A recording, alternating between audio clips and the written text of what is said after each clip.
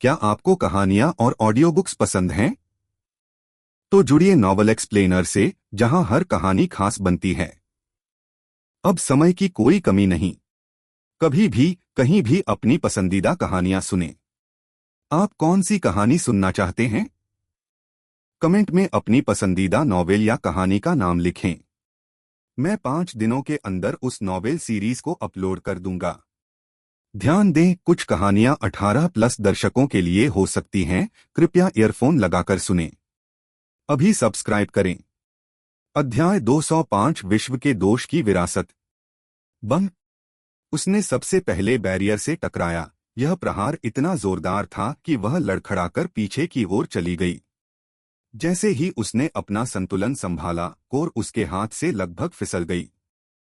उसने स्पष्ट जलन के साथ अपनी नाक रगड़ते हुए बुदबुदाया। यह उनके लिए स्पष्ट था। शर्त इस पर आधारित नहीं थी कि पहले कौन प्रवेश करता है। कोर के कब्जे पर आधारित नहीं। उनमें और उनके बीच क्या अंतर था? यारा, तुम कोशिश करो, उसने सेलीन से कोर वापस लेते हुए निर्देश दिया। यारा ने सावधानी से संपर्क किया, एक हाथ बाधा को महसूस करने के लिए बढ़ाया। जब उसने उसे छुआ, तो उसने प्रयोगात्मक रूप से धक्का दिया। परिणाम समान था। बैरियर ने उसके प्रवेश को पूरी तरह से अस्वीकार कर दिया। हो सकता है कि मंडप ने पहले ही आपको विशेष रूप से प्रवेश करने की अनुमति वाले एकमात्र व्यक्ति के रूप में पहचान लिया हो, सेलीन ने तर्क दिया। वह किसी अन्य तार्किक स्पष्टीकरण के साथ आने में असमर्थ थी जो साक्ष्य के अनुकूल हो। आपके बारे में कुछ ने इसके स्वीकृति मानदंड को ट्रिगर किया। जैसे ही उसे अधिसूचना संकेत याद आया, उसकी आंखें अचानक चमक उठीं। या आपको ही योग्य समझा गया है। चंद्रमा ने इस पर विचार किया। वह मैग्मा किंग और ड्रूड स्पिरिट दोनों को हराने वाला व्यक्ति था। वह उनके मूल तत्वों को एकत्र करने वाला व्यक्ति था। हो सकता है कि विरासत ने उस व्यक्ति को मान्यता दी हो जो इसके अभिभावकों को हराकर योग्य साबित हुआ हो सकता है, उसने धीरे से कहा, हालांकि वह पूरी तरह आश्वस्त नहीं था। ठीक है, आपको पहले प्रवेश करना चाहिए, सेलीन ने फैसला किया। उसकी आंखों में स्पष्ट चिंता के बावजूद उसका लहजा अधिक व्यावहारिक हो गया। हम यहाँ आपका इंतजार करेंगे। अंदर ऐसा कुछ भी नहीं है जिसे आप संभाल नहीं सकते, ठीक है? बाहर लौटने से पहले चंद्रमा ने उस संक्षिप्त क्षण में जो कुछ देखा था उसके बारे में सोचा। नहीं, यह काफी खाली है। बस एक बड़ा कक्ष है। तो फिर जाओ। सावधान रहना। और अगर कुछ भी गलत लगे तो वापस आ जाना। चंद्रमा ने सिर हिलाया, फिर मिराज की ओर मुड़ा। उनके साथ रहो। अगर कोई खतरनाक चीज आती है तो उनकी रक्षा करो।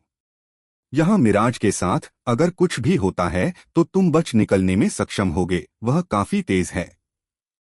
सफेद घोड़े ने स्वीकृति में अपना सिर नीचे झुका लिया। अपने साथियों पर अंतिम नजर डालकर मून मुड़ा और वापस मंडप में चला गया। 2 स्पिरिट कोर उसकी स्टोरेज रिंग में सुरक्षित थे। इस बार जब उसकी दृष्टि से अंधेरा हट गया और खाली कक्ष दिखाई दिया, तो वह तुरंत पीछे नहीं मुड़ा। इसके बजाय वह अंदर गहराई में चला गया। उसकी आंखें पूरी तरह से अंतरिक्ष में समायोजित हो गईं। गोलाकार कक्ष शायद 20 मीटर व्यास का था। दीवारें चिकनी और अचिह्नित थीं। छत ऊपर उठी हुई थी, जिससे सिर के लिए पर्याप्त जगह उपलब्ध थी। और कमरे के बिल्कुल मध्य में, फर्श पर स्थापित एक गोलाकार खरोच। 2 वस्तुओं को रखने के लिए बिल्कुल सही आकार। विशेष रूप से 2 कोर। नक्काशीदार अवसाद का अध्ययन करते हुए चंद्रमा धीरे धीरे निकट आया। इसे 2 खंडों में विभाजित किया गया था। एक आधा लौ प्रतीकों के साथ चिह्नित था, दूसरा प्रकृति चित्रण के साथ। उद्देश्य स्पष्ट था। यह वह जगह थी जहां आत्माओं को एकजुट होना था। चंद्रमा इंडेंटेशन के पास घुटनों के बल बैठ गया और दोनों कोर को अपने भंडारण से खींच लिया। जैसे ही वे नक्काशीदार घेरे के करीब आए, दोनों ने तीव्रता से कंपन करना शुरू कर दिया, मानो अपने इच्छित विश्राम स्थान के करीब होने पर प्रतिक्रिया दे रहे हों। वह बस एक पल के लिए झिझका। एक बार जब उसने इन कोर को रख दिया, तो कुछ सक्रिय हो जाएगा। कोई विरासत जगेगी। और उसे इसकी कोई गारंटी नहीं थी कि यह खतरनाक होने के बजाय फायदेमंद होगा। लेकिन वे इतनी दूर आ गए। अभिभावकों को हराया, मंदिर मिला, प्रवेश दिया गया। अब पीछे मुड़ना कायरता होगी। इसके अलावा मून ने यह नहीं सोचा कि इस समय ऐसा कुछ भी बचा है जिसे वह अपने बारे में मजबूत कर सके। वह इस क्षेत्र के अंदर अपनी शक्ति के चरम पर था। उच्चतम स्तर संभव है, सबसे मजबूत कौशल के साथ वह प्राप्त कर सकता है। यदि वह अपने विभिन्न शक्तिशाली कौशलों से उभरे किसी भी प्राणी को हरा नहीं सका, तो वह कभी भी इसके योग्य नहीं था। चंद्रमा ने मैग्मा किंग के कोर को ज्वाला चिह्नित खंड में रखा, फिर प्रकृति चिह्नित खंड में ड्रूड आत्मा का मूल। दोनों कोर एक नरम क्लिक के साथ अपनी जगह पर स्थापित हो गए, जो कक्ष के माध्यम से गूंज उठा। एक पल के लिए कुछ नहीं हुआ, फिर उनके बीच प्रकाश प्रवाहित होने लगा। लाल का हरे रंग से मिलना, आग का प्रकृति के साथ जुड़ना, दो विरोधी ताकतों के बीच के स्थान में संतुलन खोजना। बधाई हो, आपने लूनारिस द्वीप पर सबसे मजबूत अस्तित्व को सफलतापूर्वक हरा दिया है। मैग्मा किंग, पिघली हुई गहराइयों का प्राचीन शासक, जिसकी लपटों ने अनगिनत वर्षों में अनगिनत चुनौती देने वालों को राख में बदल दिया है। Druid spirit, Rotten pine forest का चालाक स्वामी, जिसकी लकड़ी की सेना ने उसके शापित क्षेत्र में प्रवेश करने का साहस करने वाले हर अभियान के जीवन का दावा किया है। दोनों शीर्ष शिकारी आपके हाथ से गिर गए हैं। दोनों आत्माएं अब सामंजस्य में हैं, उनका शाश्वत संघर्ष अंततः समाप्त हो गया। आपने ताकत, चालाकी और भारी बाधाओं के बावजूद जीवित रहने की इच्छा शक्ति के माध्यम से खुद को योग्य साबित किया है। केवल आप ही योग्य समझे जाते हैं। आप इस कक्ष में संयोग से नहीं, बल्कि भाग्य के कारण अकेले खड़े हैं। विरासत इंतजार कर रही है, चुनौती देने वाला। क्या आप विश्व दोष की विरासत को स्वीकार करेंगे? हाँ बटा नहीं। चंद्रमा अपने सामने तैरते पाठ को घूर रहा था, उसका दिमाग प्रत्येक पंक्ति को संसाधित कर रहा था। सिस्टम यह स्वीकार कर रहा था कि उसने क्या हासिल किया है, और जाहिर तौर पर वह छुपे हुए परीक्षणों से गुजर चुका है। लेकिन अंतिम पंक्ति ने उसे रोक दिया। दुनिया के दोष की विरासत। वह नाम फिर से रहस्यमय परोपकारी, जिसने सावी लोगों की मदद की थी, जिसने गोल्डन फिश की कमान संभाली थी, जिसने इस मंदिर का निर्माण किया था, और जो भी विरासत इस स्थान पर इंतजार कर रही थी, उसे पीछे छोड़ दिया था। कोई है जो खुद को दुनिया में ही खामी कहता है। ऐसा व्यक्ति अपने पीछे किस प्रकार की विरासत छोड़ेगा? उस उपाधि वाले किसी व्यक्ति से विरासत स्वीकार करने में किस प्रकार की शक्तियां ज्ञान आता है? चंद्रमा ने आगे बढ़कर हाँ का चयन किया। जैसे ही उसका इरादा दर्ज हुआ, दोनों कोर के बीच बहने वाली रोशनी नाटकीय रूप से तेज हो गई। लाल और हरी ऊर्जाएं ऊपर की ओर घूमती हैं, आपस में जुड़ती हैं, विलीन होती हैं, और अपने मिलन से कुछ नया बनाती हैं। कक्ष इतनी चमक से भर गया कि चंद्रमा को अपनी आंखों की रक्षा करनी पड़ी। मंडप में एक आवाज गूंजने लगी। समझ के बिना शक्ति विनाश है। ज्ञान के बिना समझना पागलपन है। इच्छा के बिना बुद्धि बेकार है। आपके पास इच्छा शक्ति है। मैं समझ प्रदान करता हूं। बुद्धि, वह आपको स्वयं ही खोजना होगा। जो मैं तुम्हें देता हूं उसका अच्छे से उपयोग करो। उत्तराधिकारी। दुनिया में कभी भी पर्याप्त खामियां नहीं हो सकती, इसलिए एक खामी बन जाओ। रोशनी फीकी पड़ गई। आवाज गायब हो गई। चंद्रमा के बगल का वातावरण भी गायब हो गया। वह अब कक्ष में नहीं था। अध्याय 206 रहस्यमयी नदी। चंद्रमा ने स्वयं को उस नदी के किनारे पर खड़ा पाया, जो पूर्ण शून्य से बहती हुई एक नदी प्रतीत हो रही थी। Please subscribe the novel explainer channel. यह देखना एक असंभव दृश्य था, कुछ ऐसा जो केवल कल्पना में ही अस्तित्व में था, या ऐसा उसने सोचा था। एक नदी जिसका कोई किनारा नहीं, कोई स्रोत नहीं, कोई गंतव्य नहीं। यह बस शून्य में खुदे हुए एक चमकदार पथ की तरह अनंत अंधेरे में आगे की ओर फैला हुआ था। नदी पानी से नहीं बनी थी। Its substance defied easy description, part liquid, part light, part something else entirely. It flowed with colors that had no names, hues that existed between the spectrum his eyes were designed to perceive. The surface rippled constantly, as if responding to currents that operated on principles unrelated to physics or gravity. Looking at it too long made Moon's perception ache, his mind struggling to categorize something that refused all familiar things he knew. ऊपर और नीचे तथा चारों ओर पूर्ण शून्यता. Empty space that pressed against his senses with suffocating completeness. लेकिन नदी उद्दंड और दीप्तिमान असंभवता के बीच का रास्ता बनी रही. चंद्रमा के मन में एक बार फिर वही आवाज उभरी. इस रास्ते पर चलो. प्रत्येक आगे का कदम समझ की ओर एक गहरा कदम है. आप जितना आगे बढ़ेंगे उतना ही अधिक समझेंगे. आप जितना अधिक सहन करेंगे आपका वरदान उतना ही अधिक होगा. कोई मंजिल नहीं है. कोई असफलता नहीं है. केवल डटे रहने या रुकने का विकल्प. How can there be no destination? It's a path. How can path have no destination? यह कैसी परीक्षा है? मून ने उम्मीद की थी कि वह शक्तिशाली दुश्मनों से लड़ेंगे जो उनके जीवन को खतरे में डाल देंगे, या एक जटिल पहेली को सुलझा लेंगे जिससे कई लोगों को संघर्ष करना पड़ेगा, लेकिन ऐसा नहीं हुआ. बस चलने के अलावा उसके पास कोई स्पष्ट उद्देश्य नहीं बचा था. यह बहुत सरल लग रहा था, जिसका मतलब यह था कि यह कुछ भी नहीं था. फिर भी इसका पता लगाने का एक ही रास्ता था. चंद्रमा ने नदी की सतह पर कदम रखा. उसका पैर उस अजीब पदार्थ में नहीं धंसा. Instead, it found purchase on something that felt simultaneously solid and liquid, stable and flowing. Like walking on frozen light that somehow still moved beneath his feet. He began moving forward, taking careful steps at first, testing the stability of this impossible path.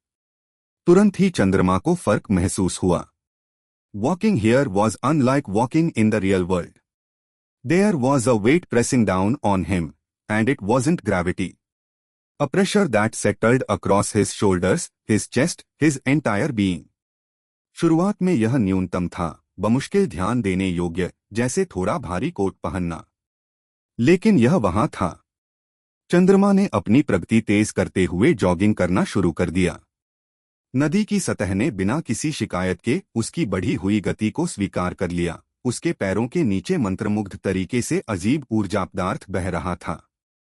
For perhaps 50 meters, the jogging remained manageable. फिर वजन बढ़ गया. Not dramatically so, it was a gradual increase in the pressure bearing down on him. Moon's pace slowed despite his effort to maintain his speed. उसकी सांसें थोड़ी कठिन हो गईं. The invisible burden grew heavier with each step forward. जल्द ही jogging असंभव हो गई.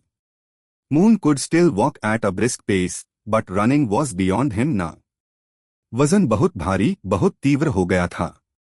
ऐसा महसूस हो रहा था मानो वह अपनी पीठ पर कोई पहाड़ी ढो रहा हो. And the further he walked, the heavier it became. सिर्फ उसके शरीर पर नहीं, लेकिन उसके मन में. At first, it was merely a sense of heaviness in his thoughts, like trying to think through a thick fog. एकाग्रता के लिए सामान्य से अधिक प्रयास की आवश्यकता होती है. Then it progressed to a dull, persistent headache. The kind that settled behind his eyes and at the base of his skull, making every thought feel slightly painful. चांद दांत पीसता हुआ चलता रहा. लेकिन सिरदर्द और भी बढ़ गया. जो हल्का दबाव था वह तेज दर्द बन गया. A splitting sensation, as if invisible hands were squeezing his skull from all sides, compressing his brain with relentless, crushing force. Each step forward amplified the agony, the mental pressure building to levels that made thinking painful. उसकी दृष्टि किनारों पर धुंधली होने लगी. उसकी सांसें उखड़ने लगीं. Every muscle in his body screamed against the weight bearing down on him. लेकिन चंद्रमा अखंड रहे. He'd pushed through exhaustion, injury, and near death more times than he could count. A headache, even one that felt like his skull was being slowly crushed, wasn't going to stop him now. चंद्रमा ने नदी पर चलना जारी रखा. प्रत्येक पैर एक शरीर के साथ उठाया गया था, जैसे कि इसका वजन उसके सामान्य द्रव्यमान से 50 गुना अधिक था. प्रत्येक कदम एक मन के साथ उठाया गया था, जैसे कि यह शून्य में संकुचित हो रहा था। Please subscribe the novel explainer channel. रास्ता अंतहीन रूप से आगे तक फैला हुआ था। दबाव बनता रहा और चंद्रमा चलता रहा, क्योंकि हार स्वीकार करना उनके स्वभाव में नहीं था। वह इस रास्ते पर तब तक चलता रहेगा जब तक वह शारीरिक रूप से ऐसा नहीं कर सकता, या जब तक वह समझ नहीं गया कि दुनिया का दोष उससे क्या सीखना चाहता था। जो भी पहले आए, समय बेहद धीमी गति से बीत गया, या शायद बीता ही नहीं। इस शून्य में अस्थायी प्रवाह स्थानिक कानूनों के समान ही परक्राम्य लग रहा था। जो मिनट रहे होंगे वह घंटों जैसा महसूस हुआ, जो घंटे रहे होंगे वे दिनों जैसे लगे। चंद्रमा के दिमाग से एकमात्र अनिवार्यता को छोड़कर बाकी सभी चीजें साफ हो गईं। आगे बढ़े। सेलिन के बारे में विचार, यारा के बाहर इंतजार करने के बारे में, विरासत के बारे में, वह ऐसा क्यों कर रहा था, यह सब अनावश्यक वजन कम होने की तरह दूर चला गया। उनकी चेतना फोकस के एक बिंदु तक सीमित हो गई। अगला कदम, अगला आंदोलन, इस पथ पर प्रगति की अगली वृद्धि। नदी अब भी अंतहीन रूप से आगे तक फैली हुई थी, मानो गंतव्य की कल्पना ही एक भ्रम हो। इससे कोई फर्क नहीं पड़ता कि चंद्रमा ने कितनी दूर यात्रा की, पथ अनंत और अपरिवर्तित रहा। वह अब चलने में सक्षम नहीं था। कुछ देर पहले उसके पैरों ने जवाब दे दिया था, उसे ठीक से याद नहीं कि कब। उस पर पड़ने वाला दबाव इतना अधिक हो गया था कि सीधा खड़ा होना शारीरिक रूप से असंभव था। उसके घुटने मुड़ गए थे, जिससे वह नदी की अजीब सतह पर गिर गया। तो वह रेंगने लगा। हाथ और घुटने उस प्रवाहित ऊर्जा पदार्थ को खींच रहे हैं जिसने शून्यता के माध्यम से इस मार्ग का निर्माण किया है। प्रत्येक आंदोलन पीड़ापूर्ण था। प्रत्येक इंच आगे बढ़ने के लिए ऐसे प्रयास की आवश्यकता होती है जो अन्य जागृतिकर्ताओं को पूरी तरह से तोड़ देता। अध्याय 207 नदी। चंद्रमा सब कुछ पूरी तरह से भूल चुका था। उनके लक्ष्य, उनकी महत्वाकांक्षाएं, उनके साथी, बाहर की दुनिया, ये सब अप्रासंगिकता में विलीन हो गए। कुछ बिंदु पर उसकी स्वयं की भावना भी खंडित और फीकी पड़ने लगी। चंद्रमा कौन था? वह यहाँ क्यों था? वह क्या हासिल करने की कोशिश कर रहा था? Please subscribe the novel explainer channel. सवालों का अब कोई जवाब नहीं था, या यूं कहें कि उत्तर अब मायने नहीं रखते। वह सब आगे बढ़ता रहा। एक चक्र जो अंतहीन रूप से बिना सोचे समझे दोहराया जाता है, विचार से अलग होकर शुद्ध वृत्ति में बदल जाता है। उस पर पड़ने वाला दबाव और भार अब ऐसी चीज नहीं रह गया था जिसे वह माप सकता था या ठीक से समझ भी नहीं सकता था। वे माप को पार कर गए, इस स्थान का पूर्ण सत्य बन गए। कोई भी सामान्य जागृति पहले 50 मीटर के भीतर ही हार मान लेता। अकेले दर्द ने ही उन्हें रुकने, सिकुड़ने और दया या मृत्यु की प्रतीक्षा करने के लिए प्रेरित किया होगा। यहाँ तक कि अधिकांश जागृत कठोर योद्धा जो दुःस्वप्न से बच गए और शक्तिशाली द्वारों पर विजय प्राप्त कर ली, उन्होंने भी पहले 100 मीटर के भीतर आत्मसमर्पण कर दिया होगा। संयुक्त शारीरिक और मानसिक यातना ने उनकी इच्छा शक्ति को चकनाचूर कर दिया होगा, उन्हें आश्वस्त किया होगा कि जारी रखना निरर्थक स्वपीड़कवाद है। शून्य में अज्ञात समय घंटों, दिनों, वर्षों को क्षणों में या क्षणों को दशकों में विस्तारित करने के बाद चंद्रमा पूरी तरह से चेतना खो बैठा। अंततः उसका दिमाग जवाब दे गया। वह अपने अंगों को निर्देशित करने के लिए आवश्यक न्यूनतम जागरूकता भी बनाए रखने में असमर्थ हो गया। वह पूरी तरह से गिर गया। उसका शरीर नदी की बहती सतह पर पड़ा हुआ था।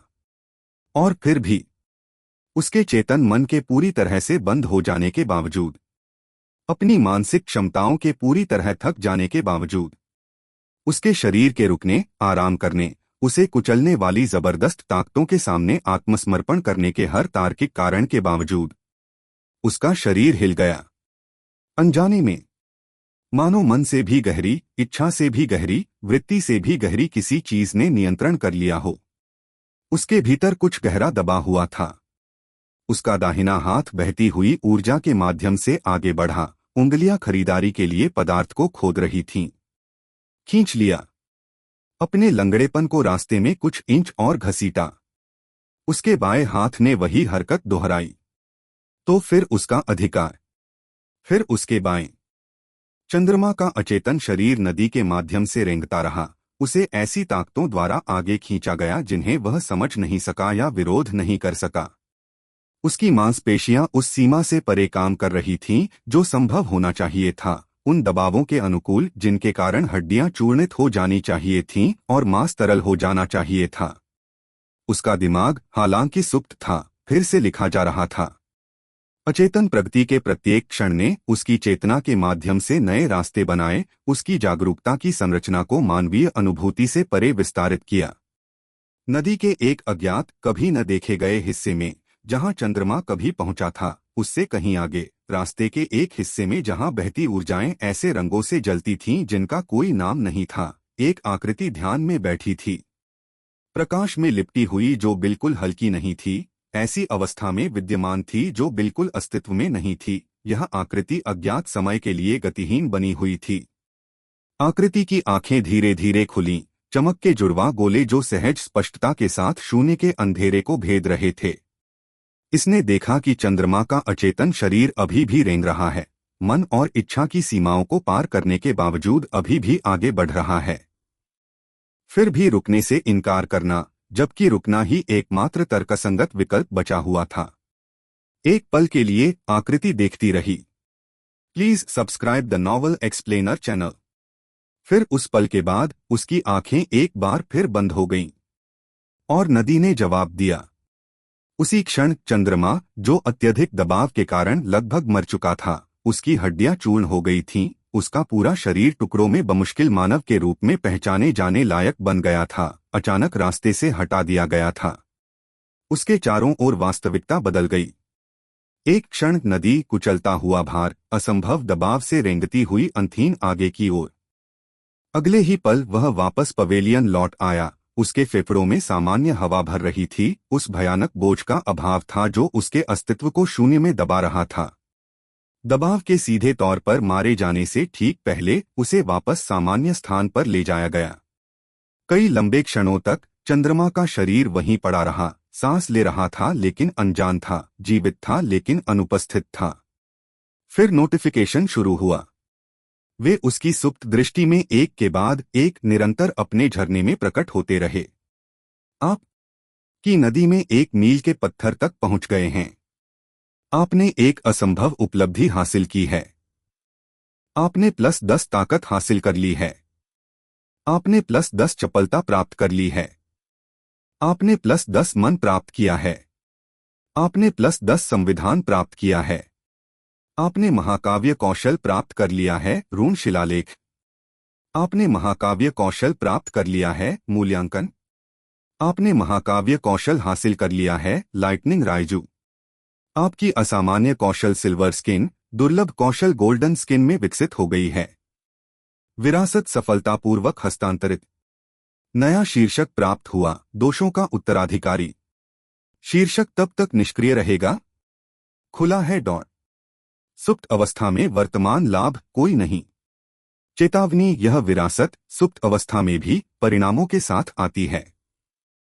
दुनिया उन लोगों की सराहना नहीं करती जो उसके नियमों को तोड़ते हैं। स्थापित शक्तियां आपको एक खतरे के रूप में पहचानेंगी। शक्तिशाली संस्थाएं आपके अस्तित्व पर ध्यान देंगी। आपको ऐसी चीज के रूप में चिह्नित किया गया है जो नहीं होना चाहिए।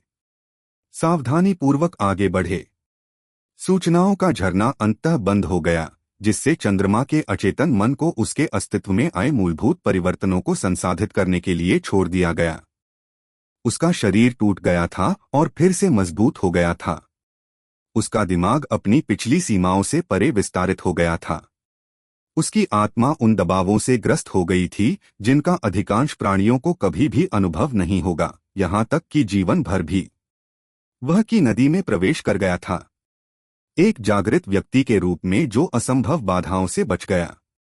चंद्रमा का अचेत शरीर मंडप के फर्श पर स्थिर पड़ा हुआ था, लगातार सांस ले रहा था, सभी उचित बाधाओं के बावजूद जीवित था। मंडप के बाहर सेलीन और यारा चंद्रमा के उभरने के किसी संकेत की प्रतीक्षा में गहन निगरानी में बैठे थे। उसे प्रवेश किए हुए कई दिन बीत चुके थे। उस अभेद्य अंधेरे के अंदर क्या हो रहा होगा, इसके बारे में उत्सुकतापूर्ण अटकलों में दिन बीते। मजबूरन धैर्य के वे दिन जब उनके साथी को अकेले अज्ञात परीक्षणों का सामना करना पड़ा। उनका जीवन और मृत्यु अज्ञात है। जब तक सेलीन, देखो अंधेरा दूर हो गया है, यारा की आवाज में अचानक तीव्रता आ गई और वह अपने पैरों पर खड़ी हो गई। उसकी आंखें मंडप के प्रवेश द्वार पर टिक गईं। वह पूर्ण कालापन जिसने इंटीरियर की सारी धारणा को अवरुद्ध कर दिया था, बस गायब हो गया था।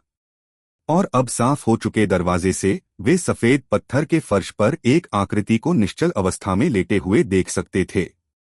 जैसे ही उसने प्रवण रूप को पहचाना, सेलीन का सिर प्रवेश द्वार की ओर झुक गया। उसका दिल उसकी छाती में धंसने लगा। चंद्रमा, वे दोनों एक स्वर में चिल्लाए। उनकी आवाजें साझा घबराहट और राहत में ओवरलैप हो रही थीं। अध्याय 208 मूल्यांकन 2। वे दरवाजों की ओर दौड़े और इस बार जब वे दहलीज पर पहुंचे तो किसी भी बाधा ने उन्हें नहीं रोका। जिन तंत्रों ने पहले उनके प्रवेश को अस्वीकार कर दिया था, उन्हें अब स्वतंत्र रूप से गुजरने की अनुमति दी, जैसे कि मंडप ने तय कर लिया था कि उसका उद्देश्य पूरा हो गया था। चंद्रमा, क्या तुम मुझे सुन रहे हो? सेलीन उसके बेहोश शरीर के पास घुटनों के बल बैठ गई। उसके हाथ तुरंत जीवन के महत्वपूर्ण संकेतों की जांच करने के लिए आगे बढ़े। उसकी उंगलियों ने उसकी गर्दन को ढूंढ लिया, नाड़ी बिंदु को दबाते हुए। Thump thump thump. उसकी उंगलियों में एक तेज, स्थिर नाड़ी कंपन कर रही थी। जैसे ही उसने गहरी सांस ली, उसकी छाती अचानक ऊपर उठ गई और सेलीन ने राहत की लहर में अपनी रुकी हुई सांस छोड़ दी, जिससे वह क्षण भर के लिए बेहोश हो गई। वह जीवित है, उसने घोषणा की। संयम की कोशिश के बावजूद उसकी आवाज थोड़ी कांप रही थी। वह तो बस बेहोश है। उसके हाथ उसके शरीर पर घूमे, घावों, टूटी हड्डियों, शारीरिक चोट के किसी भी संकेत की जांच की जो उसकी स्थिति को समझा सके, लेकिन उसे कुछ नहीं मिला। उसका शरीर पूरी तरह से अक्षुण्ण दिखाई दे रहा था। इस जगह के अंदर उसने जो भी परीक्षण सहन किया था, उससे कोई फर्क नहीं पड़ा, जिसने किसी तरह इसे कम करने के बजाय और अधिक अस्थिर बना दिया। ताना। यह आवाज बिना किसी चेतावनी के फूट पड़ी, एक फाड़ने वाली, फटने वाली आवाज, जैसे कोई कपड़ा फट रहा हो। उनके बगल की हवा एक साथ विकृत होने लगी, जगह सिकुड़ने लगी और फैलने लगी, क्योंकि कोई चीज अस्तित्व के ताने बाने के माध्यम से अपना रास्ता बना रही थी। सेलीन की आंखें गड़बड़ी की ओर चली गईं। उसका हाथ सहज रूप से अपने हथियार की ओर बढ़ गया, क्योंकि उसने खुद को बढ़ती हुई विसंगति और चंद्रमा के रक्षाहीन शरीर के बीच सुरक्षात्मक रूप से तैनात कर दिया था। यारा स्थिर खड़ी थी, उसका धनुष आधा झुका हुआ था। वह बड़ी आंखों से पोर्टल को देख रही थी, क्योंकि इसकी सीमाएं एक स्थिर प्रवेश द्वार में ठोस हो गई थीं। उसने पहली बार ऐसी घटना देखी थी। यह सचमुच आंखें खोल देने वाली थी। धीरे धीरे समय बीतता गया और पोर्टल से कुछ भी नहीं निकला। सेलीन की आंखों के सामने एक अधिसूचना दिखाई दी, जिससे उसने यह समझकर अपनी सुरक्षा कम कर ली कि यह एक निकास द्वार है। यह ठीक है, यारा। चिंता मत करो, यह बाहरी दुनिया से बाहर निकलने का रास्ता है। यारा ने अपना सिर हिलाया, अपना धनुष झुकाया। उसकी आंखें अभी भी उत्सुकता से पोर्टल को देख रही थीं। इसी बीच चंद्रमा के अचेतन मन में एक बार फिर सूचनाएं कौंध गईं। उनका मूल्यांकन पढ़ा जा रहा था। एक जागृत व्यक्ति लूनारिस द्वीप पर गया, जहां शीर्ष शिकारियों ने पीढ़ियों तक बिना किसी चुनौती के शासन किया। वह शिकार बनने की आशंका से कमजोर और कमजोर होकर आया था। इसके बजाय वह शिकारी बन गया। और जब की नदी की पेशकश की गई, एक ऐसा रास्ता जो उसके किसी खड़े व्यक्ति के लिए नहीं खुलना चाहिए था। उन लोगों के लिए एक परीक्षण आरक्षित था जो पहले ही आगे निकल चुके थे, तो उसने आगे कदम बढ़ाया। रास्ते ने उसके शरीर को कुचल दिया, उसके दिमाग को चकनाचूर कर दिया और उसकी चेतना को तब तक छीन लिया जब तक कि अस्तित्व के सबसे कमजोर अंगारे के अलावा कुछ भी नहीं बचा। और फिर भी वह आगे बढ़ गया। वह एक ऐसे रास्ते पर चल पड़ा जिसकी कोई मंजिल नहीं थी, और उसमें अपना अंत उकेर दिया।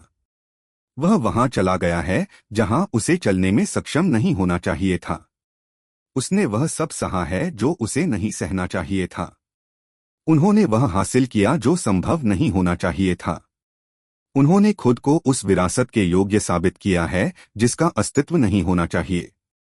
विश्व की गलती की विरासत। आपने हजारों प्राणियों को हराया है। आपने crab king S rank level 25 को हरा दिया है। आपने black raven S rank level 25 को हरा दिया है।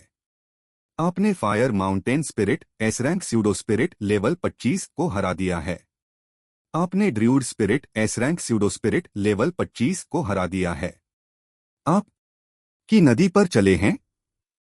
आपके आदेश में प्रवेश पाने वाले पहले व्यक्ति के रूप में आपने असंभव को हासिल कर लिया है। दोबारा और फिर डॉट। अंतिम मूल्यांकन गौरवशाली। सिस्टम आपके अस्तित्व को स्वीकार करता है। आपकी समझ से परे ताकतें अब आपकी ओर अपनी निगाहें घुमाती हैं। आपको सिस्टम द्वारा नोटिस किया गया है। आप एक ऐसी विरासत लेकर चल रहे हैं जो प्राकृतिक व्यवस्था को चुनौती देती है। दुनिया तदनुसार प्रतिक्रिया देगी। आपने S rank second order beast soul fire and nature locked प्राप्त किया है। सेलिन के सामने जो शब्द आए वे दूसरे प्रकार के थे। सेलिन ने लुप्त होती उद्घोषणा को देखा। उसकी अभिव्यक्ति उत्साह और विस्मय का एक जटिल मिश्रण थी। छिपे हुए क्षेत्र को पूरा करने से उसे अत्यधिक लाभ प्राप्त हुआ था और वह केवल आश्चर्य कर सकती थी कि चंद्रमा को इसे पूरा करने में अपने विशाल योगदान के लिए क्या मिला होगा। जितना अधिक समय उसने चंद्रमा के साथ बिताया उतना ही अधिक उसे एहसास हुआ कि वह सिर्फ एक जागृतकर्ता नहीं था। मैं वास्तव में भाग्यशाली हूं कि मैं उनकी टीम का साथी हूं। उसने मन ही मन सोचा। उसकी नजर उसके शरीर पर टिकी थी जो नींद में था। यारा को सेलिन या मून जैसी कोई सूचना नहीं मिली, लेकिन इससे कोई फर्क नहीं पड़ा। उसने अपना रास्ता चुन लिया था। भले ही वह उनकी तुलना में नुकसान में हो, लेकिन वह अंत तक उस पर चलेगी। शायद ताकत का जो रास्ता उसने चुना वह मूर्खतापूर्ण था, लेकिन इससे कोई फर्क नहीं पड़ा। यह उस व्यक्ति के लिए एकमात्र तर्कसंगत विकल्प था जिसने कमजोर बने रहने से इनकार कर दिया था। पोर्टल का विस्तार होना शुरू हुआ। इसकी सीमाएं बड़ी और अधिक स्थिर होती गईं। सेलिन, यारा ने धीरे से कहा। उसकी आवाज अनिश्चितता के नीचे नया स्टील ले जा रही थी। जब हम इस जगह को छोड़ेंगे, जब हम बाहर की दुनिया में प्रवेश करेंगे, मैं आप लोगों की तरह मजबूत बनने जा रहा हूं। यारा ने खुद से और उस दुनिया से एक वादा किया था जो उसके अस्तित्व का मूल्यांकन करेगी। सेलिन ने युवा सावी युवती पर नजर डाली और कुछ ऐसा देखा जिसे वह पहचानती थी। वही दृढ़ संकल्प जिसने उसे सत्ता की खोज के लिए प्रेरित किया था, वही कमजोरी को भाग्य के रूप में स्वीकार करने से इनकार कर दिया। सेलिन ने धीरे से कहा, तब बेहतर होगा कि आप अपनी कल्पना से भी अधिक मेहनत करने के लिए तैयार रहें। क्योंकि वह उसने चंद्रमा के अचेतन रूप की ओर इशारा किया, केवल प्रतिभा से नहीं आता है। यह खुद को बार बार तोड़ने के लिए तैयार रहने से आता है, जब तक कि टुकड़ों से कुछ मजबूत न निकल जाए। यारा की अभिव्यक्ति में कोई कमी नहीं आई। मुझे पता है। पोर्टल पूरी तरह से स्थिर हो गया। इसकी सतह किसी अदृश्य धारा से परेशान पानी की तरह तरंगित हो रही थी। और चंद्रमा, जो अभी भी बेहोश है, अभी भी लगातार सांस ले रहा है। जैसे ही आयामी स्थानांतरण सक्रिय होने के लिए तैयार हुआ, वह फीकी रोशनी से चमकने लगा। वे लूनारिस द्वीप छोड़ रहे थे, युद्ध के मैदान को पीछे छोड़ते हुए जहां चंद्रमा ने खुद को दोषपूर्ण विरासत के योग्य साबित किया था। बाहरी दुनिया में वापसी, जहां प्राकृतिक व्यवस्था को चुनौती देने वाली विरासत को आगे बढ़ाने के परिणाम सामने आने लगेंगे। जहां चंद्रमा यह पता लगाएगा कि क्या दुनिया में दोष के रूप में चिह्नित किया जाना उसे शक्तिशाली बनाता है, या फिर उसे हमेशा के लिए बेअसर करने का लक्ष्य बना लिया। अध्याय 209 प्रथम अभयारण्य में वापसी। Carrying moon like a princess in her arms, Celine turned to look at Yara's determined expression. तैयार? यारा ने सिर हिलाया। एक गहरी सांस के बाद उसका संकल्प मजबूत हो गया। तैयार? Let's go, Celine muttered, stepping forward into the portal alongside Mirage and Yara. परिवर्तन संक्षिप्त था, जिससे उन्हें फिर से अपने पैरों के नीचे ठोस जमीन मिल गई। समूह उसी स्थान पर अस्तित्व में आया जहां उन्हें मूल रूप से कुछ हफ्ते पहले पोर्टल मिला था, पर्वत श्रृंखला के भीतर छिपी हुई गुफा। After Yara and Mirage fully exited the portal behind Selene, the shimmering gateway remained stable for a few heartbeats. Then it began to warp, its edges collapsing inward, the dimensional tear sealing itself as if it had never existed to begin with. कुछ ही second में जहां portal था, वहां नंगी पत्थर की दीवार के अलावा कुछ नहीं बचा। यारा ने खुली जिज्ञासा के साथ गुफा के चारों ओर देखा। उसकी साबी दृष्टि इस नई दुनिया के हर विवरण को ले रही थी जिसे खोजने के लिए उसने खुद को प्रतिबद्ध किया था। Her eyes traced the moss and mineral deposits that existed outside Lunaris Island's boundaries. परंतु उस क्षेत्र से नाटकीय रूप से कुछ भी भिन्न नहीं दिखाई दिया जिसे वे अभी-अभी छोड़कर आए थे। पत्थर तो फिर भी पत्थर ही था, अंधेरा तो अंधेरा ही था। सेलीन ने उसकी खोजी अभिव्यक्ति पर ध्यान दिया और धीरे से मुस्कुराई। यह सिर्फ एक सामान्य गुफा है, यारा। यहां कुछ खास नहीं है। अंतर बाहर है, समुदायों, ठिकानों और प्रणाली में है।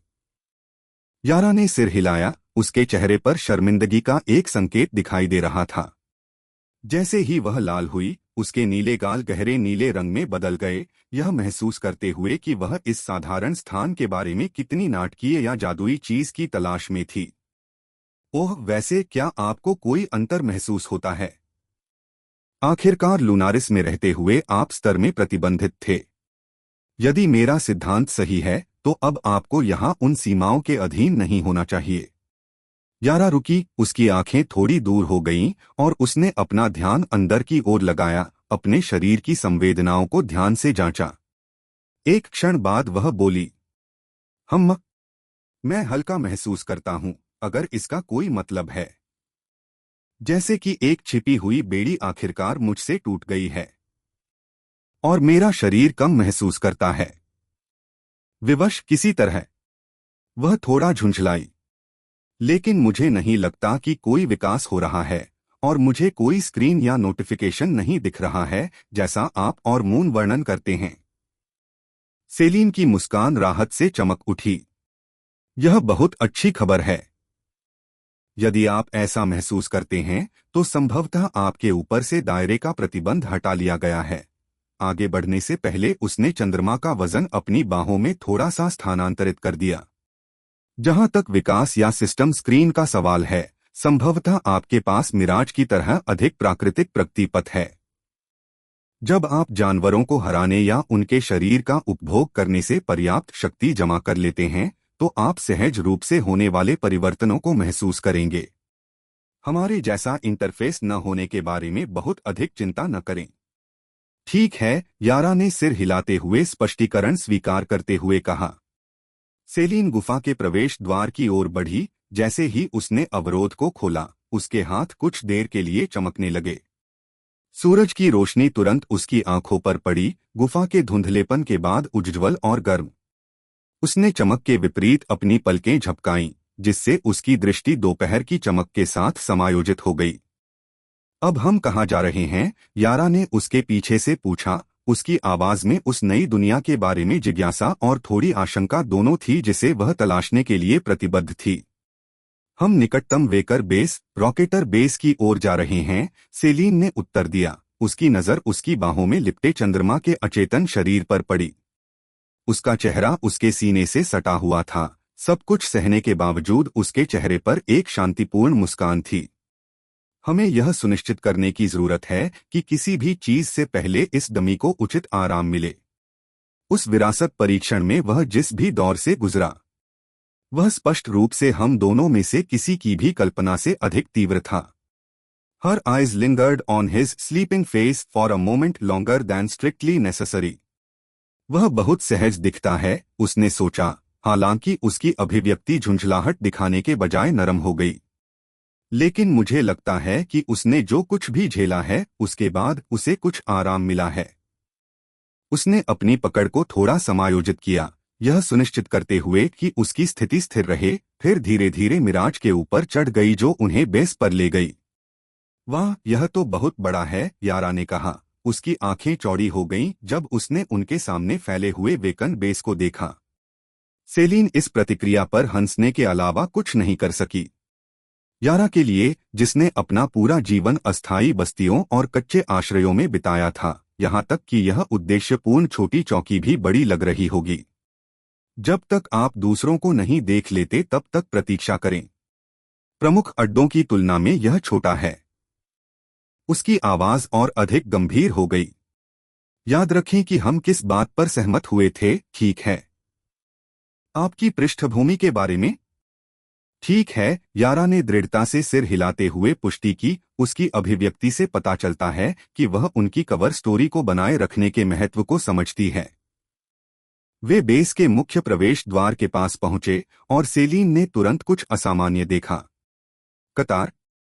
बेस में प्रवेश करने की प्रतीक्षा कर रहे जागृतिकर्ताओं की एक लंबी, घुमावदार कतार, कुछ ऐसा जो निश्चित रूप से रॉकेटर बेस के लिए आदर्श नहीं था, जो आम तौर पर पंजीकृत जागृतिकर्ताओं के लिए खुली पहुंच बनाए रखता था। क्या चल रहा है? सेलीन ने मिराज को पंक्ति के अंत की ओर निर्देशित करते हुए सोचा। अपने माउंट के ऊपर स्थित सेलीन ने सीधे उनके सामने खड़े व्यक्ति को देखा, एक युवा पुरुष जागृति जो लगभग 20 के आसपास का लग रहा था। उसके उपकरण उसे अपेक्षाकृत निम्न स्तर का बता रहे थे। अरे क्षमा करें, सेलीन ने विनम्र मुस्कान के साथ पुकारा। युवा जागृति उसकी आवाज सुनकर मुड़ी और ऊपर देखने लगी कि किसने उसे संबोधित किया है, और जम गया। जैसे ही उसने सेलीन की शक्ल, उसका सांस रोक देने वाला चेहरा और राजसी सफेद घोड़े के ऊपर उसकी सौम्य मुस्कान को देखा, उसकी आंखें काफी चौड़ी हो गईं। लानत है, उसकी हृदय गति तीव्र गति से चलने लगी। वह अत्यंत खूबसूरत है। यही है क्या? क्या आखिरकार मेरी सुंदरता को पहचाना जा रहा है? इस बैकवाटर बेस में वर्षों के संघर्ष के बाद एक खूबसूरत महिला वास्तव में मुझसे बात कर रही है। यह मेरा क्षण है, मेरा समय। आखिरकार मैं अपना अपना खोने जा रहा हूं। क्या आप जानते हैं कि क्या हो रहा है? सेलीन ने युवक के दिमाग में चल रहे भ्रम के चक्र से पूरी तरह से बेखबर होकर प्रसन्नतापूर्वक पूछा। आधार में प्रवेश के लिए कतार क्यों है? यह सामान्य नहीं है। लगभग 3 सेकंड में रची गई खूबसूरत कल्पना शीशे की तरह बिखर गई। ओह, युवा जागृति ने कहा। उसकी उत्तेजना इतनी तेजी से घट रही थी कि लगभग सुनाई ही नहीं दे रही थी। ठीक है। कतार, क्या आपको कहानियां और ऑडियो बुक्स पसंद हैं? तो जुड़िए नॉवल एक्सप्लेनर से, जहां हर कहानी खास बनती है। अब समय की कोई कमी नहीं। कभी भी, कहीं भी अपनी पसंदीदा कहानियां सुनें। आप कौन सी कहानी सुनना चाहते हैं? कमेंट में अपनी पसंदीदा नॉवेल या कहानी का नाम लिखें। मैं 5 दिनों के अंदर उस नॉवेल सीरीज को अपलोड कर दूंगा। ध्यान दें, कुछ कहानियां 18+ दर्शकों के लिए हो सकती हैं। कृपया ईयरफोन लगाकर सुनें। अभी सब्सक्राइब करें। अध्याय 210 चेक इन में परेशानी। युवा जागृति ने अपना गला साफ किया और कुछ गरिमा हासिल करने की कोशिश की। बेस में प्रवेश करने वाले और बाहर निकलने वाले हर व्यक्ति की गहन तलाशी ली जा रही है।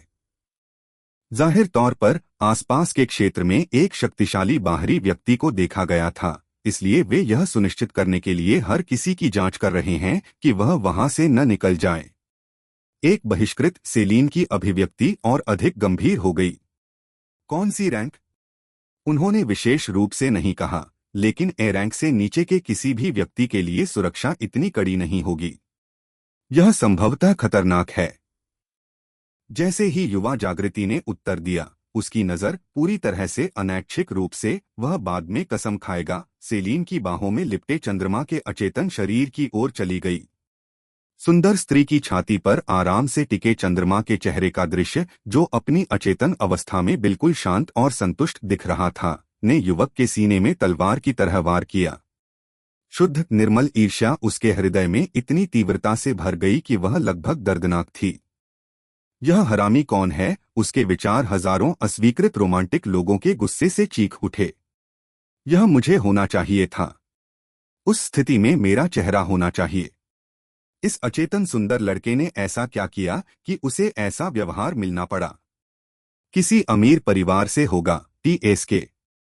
वह छवि उसके मस्तिष्क में जल गई, जिसे एक खूबसूरत महिला अपने सीने से चिपकाए हुए किसी परी कथा राजकुमार की तरह एक राजसी सफेद घोड़े पर सवार होकर ले जा रही थी। यह वह सब कुछ था जो वह कभी चाहता था, और यह बेहोश झटका इसकी सराहना करने के लिए जागे बिना ही इसे जी रहा था। अगर मैं बस स्थान बदल सकता, बस एक पल के लिए, मैं बिना किसी पछतावे के मर जाता। युवा जागृति इस बैकवाटर बेस पर 3 साल से अटकी हुई थी। उसकी औसत प्रतिभा ने यह सुनिश्चित कर दिया था कि वह कभी भी डी रैंक से आगे नहीं बढ़ पाएगा। एक शक्तिशाली इवोल्वर बनने का उसका सपना बहुत पहले ही मर चुका था। उसकी जगह अधिक व्यावहारिक आकांक्षाओं ने ले ली, जैसे एक चीनी माँ को ढूंढना। अधिमानतः एक अमीर, शक्तिशाली, सुंदर चीनी माँ जो उसे जगह ले जाएगी और उसे आरामदायक विलासिता में रहने देगी, जबकि वह नैतिक समर्थन प्रदान करेगी। या कुछ और? क्या यह पूछना बहुत ज्यादा था? शायद हाँ, लेकिन वह सपने देखना नहीं छोड़ेगा। यही एकमात्र चीज थी जो वह कर सकता था। जीवन बहुत अनुचित है। जानकारी के लिए धन्यवाद, सेलीन ने विनम्रता से कहा, युवक के मानस में होने वाले आंतरिक संकट से पूरी तरह अनजान। हाँ, कोई बात नहीं, वह बुदबुदाया, लाइन में आगे की ओर मुड़ते हुए। उसके कंधे हार से झुक गए। उसके पीछे यारा मनोरंजन के साथ पूरी बातचीत देख रही थी। वह सेलीन के करीब झुकी और फुसफुसाई, वह इंसान ऐसा लग रहा था जैसे आपने अभी उसे बताया था कि उसका पूरा परिवार मर गया। सेलीन ने चंद्रमा के सोते हुए चेहरे की ओर देखा, फिर उनके सामने उदास जागृत व्यक्ति की ओर देखा और तुरंत समझ गई। ओह, उसने धीरे से कहा, उसके होठों पर हल्की सी मुस्कान थी। अच्छा, ऐसा है। उसने चंद्रमा की स्थिति को पूरी तरह से अनावश्यक रूप से थोड़ा समायोजित किया, लेकिन इस आंदोलन ने युवा जागृति के कंधों को और भी अधिक झुका दिया, क्योंकि उसने क्षेत्र के चारों ओर देखकर चोरी छिपे नजर डालने की कोशिश की। यारा को हंसने से बचने के लिए अपने होंठ काटने पड़े। मिराज अपनी ओर से अपनी पीठ पर होने वाले मानव नाटक से पूरी तरह से अप्रभावित लग रहा था। उसका ध्यान आधार प्रवेश द्वार पर केंद्रित था। कम से कम कोई तो पेशेवर हो रहा था। कतार धीरे धीरे आगे बढ़ी और सेलीन इंतजार करने के लिए बैठ गई, अभी भी चंद्रमा को कीमती माल की तरह ले जा रही थी, जबकि उनके सामने युवा जागृति ने चुपचाप अपने जीवन विकल्पों पर विचार किया और इस तरह के अन्याय के लिए उसने क्या किया। बेस में प्रवेश करने का प्रयास कर रहे व्यापारियों और जागरूकों की भारी संख्या के कारण लाइन की प्रगति बेहद धीमी थी। सुरक्षा जांच में आमतौर पर कुछ सेकंड लगते थे, लेकिन अब यह कई मिनटों में फैल गई, क्योंकि गार्डों ने प्रत्येक व्यक्ति की गहनता से जांच की और स्पष्ट रूप से खतरे को गंभीरता से लिया। आखिरकार कुछ घंटों के इंतजार के बाद सेलीन की बारी थी। जिस युवा जागृति से उसने पहले जानकारी मांगी थी, वह अभी अभी चौकी से होकर गुजरी थी। उसने एक अंतिम नजर उस पर डाली, एक ऐसी नजर जिसने स्पष्ट रूप से सूचित किया कि मैं तुम्हें फिर से देखने की उम्मीद करता हूं। इससे पहले कि वह मुड़ता और बेस में गहराई तक चलता, भीड़ में गायब हो जाता। सेलीन ने उस नजर को पूरी तरह से नजरअंदाज कर दिया। उसके अस्तित्व या उसकी लंबी उम्मीदों से अनजान, उसका ध्यान पहले से ही उसके सामने चौकी पर तैनात मजबूत गार्ड पर केंद्रित था। गार्ड एक अधेड़ उम्र का आदमी, जिसने वर्षों तक गेट ड्यूटी पर काम किया था। उसने उसकी ओर देखा, उसकी नजर तुरंत चंद्रमा के शरीर पर पड़ी जो उसकी बाहों में था। मुझे अपना जागृति बैज दिखाओ। इसमें आपके साथ इस व्यक्ति के लिए भी एक बैज शामिल है। यह मेरा है। सेलीन ने एक हाथ को मुक्त करने के लिए चंद्रमा के वजन को थोड़ा सा स्थानांतरित करते हुए उत्तर दिया। उसने अपने लबादे से अपना पहचान पत्र निकाला। जहां तक उसकी बात है, उसे तत्काल चिकित्सा सहायता की आवश्यकता है और हम उसे जगा नहीं सकते, लेकिन वह मेरे साथ है। आप प्रवेश के लिए उसे मेरे नाम से पंजीकृत कर सकते हैं। गार्ड ने उसका कार्ड लिया और उसे अपने पोडियम पर लगे स्कैनिंग उपकरण के माध्यम से चलाया। एक क्षण के बाद उसने दृढ़ता से अपना सिर हिलाया। वह काम नहीं करेगा। मुझे उसके वेकर कार्ड की आवश्यकता है। सुरक्षा प्रोटोकॉल। लॉकडाउन के दौरान कोई अपवाद नहीं। सेलीन ने भरी आवाज में उसकी अपेक्षा से अधिक हताशा थी। अच्छा, उसने अपने खाली हाथ से मून के वस्त्र और जेबों को थपथपाना शुरू कर दिया, इस उम्मीद में कि उसे नीचे गिराए बिना उसकी पहचान मिल जाएगी। उसकी अंगुलियों ने पहले बाहरी जेबों को खोजा, फिर भीतरी जेबों को खोजने की कोशिश की। वहां उसके लबादे के अंदर भीतरी जेब में सुरक्षित। शुक्र है मून ने अपना कार्ड अपनी स्टोरेज रिंग में संग्रहित नहीं किया था। सेलिन ने तुरंत कार्ड निकाला और गार्ड को सौंप दिया, जिसने उसे उसी दक्षता से स्कैन किया जो उसने उसके साथ दिखाया था। एक क्षण के बाद उसने सिर हिलाया और दोनों कार्ड लौटा दिए। आप दोनों प्रवेश के लिए तैयार हैं। फिर उसकी नजर यारा पर गई, जो सेलिन के पीछे मिराज पर चुपचाप बैठी हुई बातचीत को ध्यान से देख रही थी। गार्ड की अभिव्यक्ति कठोर हो गई। उसे प्रवेश करने की अनुमति नहीं है। जानवरों को बेस के अंदर जाने की अनुमति नहीं है जब तक कि उसके साथ एक पंजीकृत जानवर गुरु न हो। आपको एक मौलिक जादूगर के रूप में सूचीबद्ध किया गया है, जानवर गुरु के रूप में नहीं। उसका प्रवेश अस्वीकार कर दिया गया है। सेलिन की नाराजगी तत्काल थी। वह कोई परेशानी पैदा नहीं करेगी। इसके अलावा क्या वह आपके लिए खतरा लगती है? उसने यारा के मासूम चेहरे की ओर इशारा करते हुए कहा, वह इंसानों की भाषा भी बोल सकती है। वह कोई नासमझ राक्षस नहीं है। अध्याय 211 एस रैंकर। गार्ड ने भौहें चढ़ा लीं, उनके आधिकारिक रुख के बावजूद उनकी दिलचस्पी बढ़ गई। ह्यूमनॉइड राक्षस जिनके पास मानव भाषा बोलने की क्षमता थी, वे बहुत दूर और कम थे, और किसी को व्यक्तिगत रूप से देखना उसके जैसे किसी व्यक्ति के लिए जीवन में एक बार मिलने वाला अवसर था। उसने सीधे यारा की ओर देखा। आप बोल सकते हैं? यारा ने अपनी आवाज को सम्मानजनक लेकिन स्पष्ट रखते हुए लगातार उसकी नजरों से मुलाकात की। हाँ सर, मैं बोल सकता हूं। गार्ड के चेहरे पर आश्चर्य की झलक दिखी, लेकिन एक पल के विचार के बाद उसने एक बार फिर अपना सिर हिलाया। उसकी अभिव्यक्ति अपनी सामान्य दृढ़ता पर लौट आई। इससे कोई फर्क नहीं पड़ता। नियम स्पष्ट हैं, जानवर हमेशा संभावित खतरे माने जाते हैं और रहेंगे जब तक कि उन्हें पंजीकृत जानवर स्वामी द्वारा नियंत्रित नहीं किया जाता है या जादुई दमन कॉलर से लैस नहीं किया जाता है। आपका साथी किसी भी श्रेणी में नहीं आता है। मैं प्रवेश नहीं दे सकता। सेलिन की आंखों में एक खतरनाक चमक चमक उठी। उसकी आभा अचानक बिना किसी चेतावनी के बाहर की ओर फूट पड़ी। जैसे ही दबाव आसपास के सभी लोगों पर हावी हो गया, उनके पीछे कतार से कई लोग हांफने लगे। कम जागने वाले लड़खड़ाकर पीछे की ओर चले गए। चौकी के पास के लोगों ने महसूस किया कि उसकी छोड़ी गई शक्ति के प्रचंड बल से उनके घुटने कमजोर हो गए हैं। उसने जादू भी नहीं किया था, फिर भी उसकी शक्ति निर्विवाद थी। जिस गार्ड ने यारा को प्रवेश से वंचित कर दिया था, वह मदद नहीं कर सका, लेकिन एक अनैच्छिक कदम पीछे ले गया। उसका चेहरा पीला पड़ गया क्योंकि उसकी आभा पहाड़ की तरह उसके खिलाफ दब गई थी। जैसे ही उसने महसूस किया कि सेलिन की नजर उस पर है, तो उसके चेहरे पर डर झलक गया। रक्षकों, इकट्ठा हो जाओ, वह चिल्लाया। अधिकार के प्रयास के बावजूद उसकी आवाज थोड़ी टूट रही थी।